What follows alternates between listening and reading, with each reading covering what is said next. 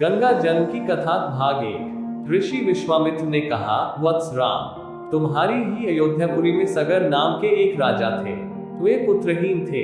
सगर की पटरानी का नाम केशिनी था, जो कि विदर्भ प्रांत के राजा की पुत्री थी।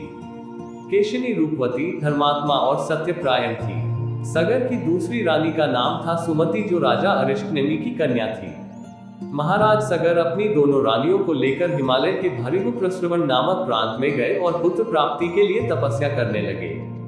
उनकी तपस्या से महर्षि भृगु प्रसन्न हुए और उन्हें वर दिया कि तुम्हें अनेक पुत्रों की प्राप्ति होगी। दोनों रानियों में से एक का केवल एक ही पुत्र होगा, जो कि वंश को बढ़ाएगा, और दूसरी के 60,000 पुत्र होंगे। कौन सी रानी कितने पुत्र चाहती है, इसका निर्णय वे स्वयं आपस में मिलकर कर ले। केशिनी ने वंश को बढ़ाने वाले एक पुत्र की कामना की और गरुड़ की भगिनी सुमति ने 60,000 बलवान पुत्रों की। कुछ काल के पश्चात रानी केशिनी ने असमंज नामक पुत्र को जन्म दिया। रानी सुमति के गर्भ से एक तूंबा निकला, जिसे फोड़ने पर छोटे छोटे 60,000 पुत्र निकले। उन सबका पालन पोषण घी के घरों में रखकर किया गया।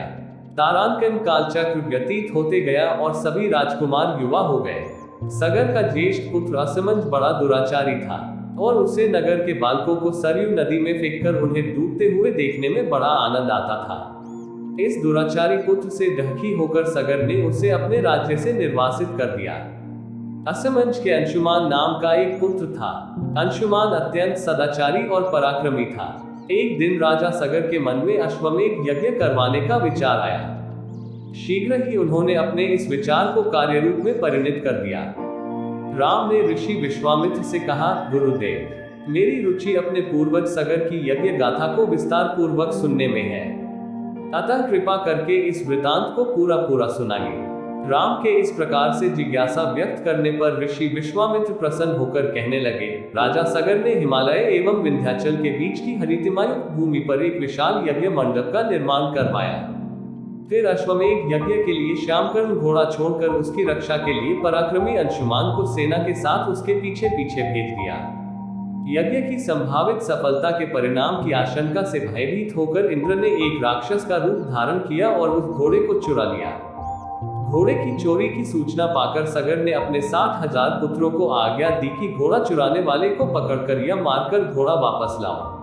पूरी पृथ्वी में खोजने पर भी जब घोड़ा नहीं मिला तो इस आशंका से कि किसी ने घोड़े को तहखाने में न छुपा रखा हो, सगर के पुत्रों ने संपूर्ण पृथ्वी को खोदना आरंभ कर दिया।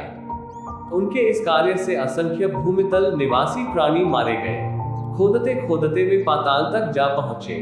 उनके इस नृशंस कृत्य के विषय में देवताओं ने ब्रह्मा जी को बताया तो ब्रह्मा जी ने कहा कि ये राजकुमार क्रोध एवं मद में अंधे होकर ऐसा कर रहे हैं।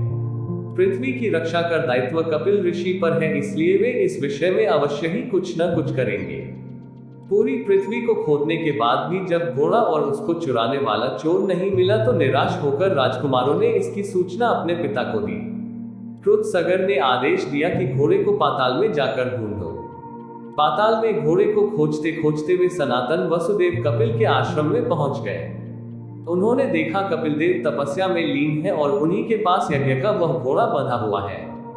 उन्होंने कपिल मुनि को घोड़े का चोर समझकर उनके लिए अनेक दुर्वचन कहे और उन्हें मारने के लिए दौड़े। सगर के इन कुकृत्यों से कपिल मुनि की समाधि भंग हो गई। उन्होंने क्रोध होकर सगर के उन सब पुत्रों को भस्म कर दिया।